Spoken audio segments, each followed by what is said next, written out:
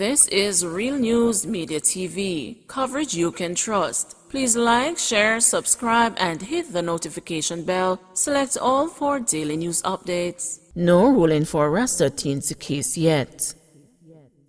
The Office of the Director of Public Prosecutions is still not certain when it will be able to hand down a ruling in the case of 19-year-old Nzinga King, who it is alleged was forcibly trimmed by a cop while she was in custody.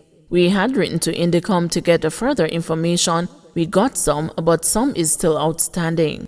We heard from them last week, so we are still waiting. We can't rule definitely until that is done, Director of Public Prosecutions Paula Llewellyn told the news on Wednesday.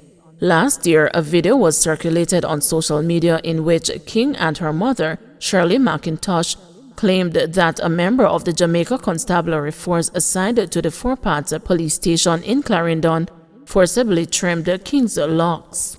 In the video, King said she is a lifelong Rastafarian, also alleged that she was unfairly detained by the police following an incident in a public passenger vehicle. In a press release on Monday, the anti-corruption and governance group, the Advocates Network, expressed its disappointment at the lack of information and the delays into the investigations of King's case. The Advocates Network anxiously awaits the results of the investigation into the reported human rights abuses committed at the police station more than 6 months ago. Ms. King is symbolic of the have-nots in Jamaica who continue to be neglected and whose human rights are so often disregarded and abused, the organization said. It added that it is demanding respect and fair access to King's justice, whose rights as a woman and a Rastafarian seem to have been infringed during the traumatic incident. More than 2 months ago, Indicom had reported that it had completed its probe into the incident. At that time, the investigative body said an investigative file and a commission's report had been submitted to the ODPP on November 11 for a ruling. The ODPP may rule that criminal charges, disciplinary action, or no criminal charges against the implicated cops.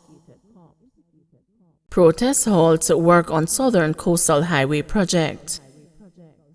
Work on a section of the Southern Coastal Highway Improvement Project in St. Thomas was halted on Wednesday afternoon due to a protest by residents of Grants Pen. It has caused a pile-up of traffic.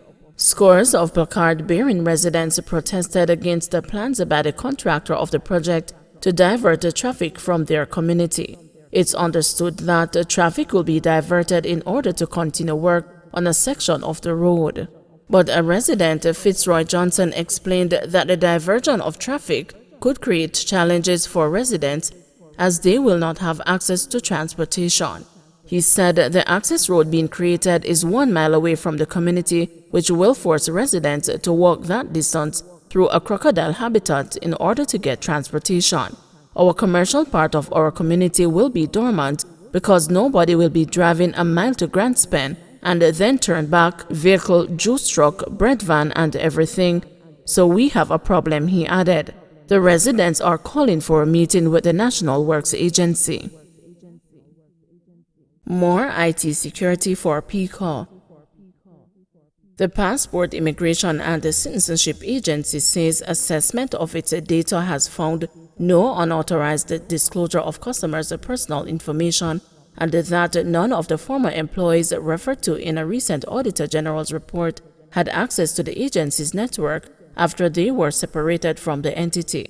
Head of PICA Andrew Winter and his team appeared before the Public Accounts Committee on Tuesday to provide a point-by-point response to the Auditor General's report of an information technology audit of the agency, which was released in September 2021.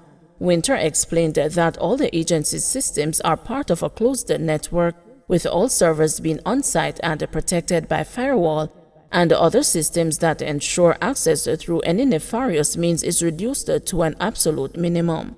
We also check our networks regularly and monitor our networks to ensure that any attempts are captured and also checked. We have done several checks over the years to ensure that our networks and security systems are kept in a very sterile environment and only ICT personnel have access.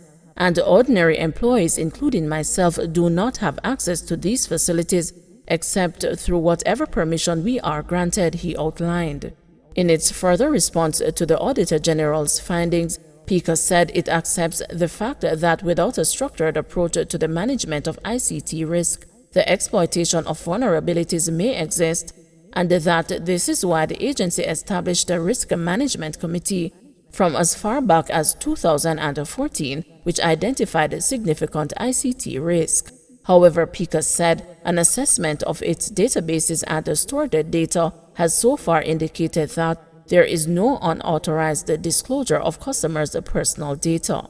According to the Auditor General's briefing to the PAC, these assessments of the agency's databases and the data were in relation to the finding about the accounts of 12 former employees being used to log onto PICA's network after their separation. The entity did not provide any evidence of the assessments conducted to identify internal and external risk of unauthorized disclosure, Auditor General Pamela Monroe Ellis maintained. Winter noted that the audit did not identify any breaches of its network. He said PICA recognized the importance of risk management for ICT operations and had started a number of initiatives, including the restructuring of the ICT unit and the recruiting an information security officer. As it relates to poor control access increasing the risk of security breaches, PICA pointed out that no employee or other individual outside of the agency can access its network without being given authorized access through a virtual private network. Additionally, access to application systems and the files is secured through another level of control governed by passwords or protocols. In alignment with the above, checks by the agency revealed that none of those 12 former employees had a VPN access, and as such, they were not able to access the agency's network after their departure, the management assured the PAC. In response to that claim, Monroe Ellis noted that her report does not refer to the former staff members obtaining access via a VPN, and that examination of the Active Directory had shown that the last logon date for the 12 employee accounts occurred after they were no longer employed to the PAC. It should be noted that where access is gained to the network while on the entity's premises, access via a VPN is not required, Monroe Ellis said. She added the Auditor General Department was presented with a report on the assessment of the databases and the data stored performed by the CIO on October 1, 2021. The investigation, inter alia, sought to determine whether the 12 separated employees whose accounts were active after separation had a VPN access or whether the users authenticated from the Active Directory to the VPN access list. The assessment concluded that there was no unauthorized access by the separated employees.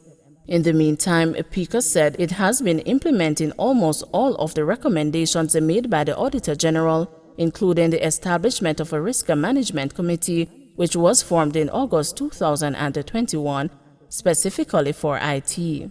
Winter also pointed to implementation of Risk Register, which is a structured approach to address areas such as risk identification, status impact, mapping, and a response strategy.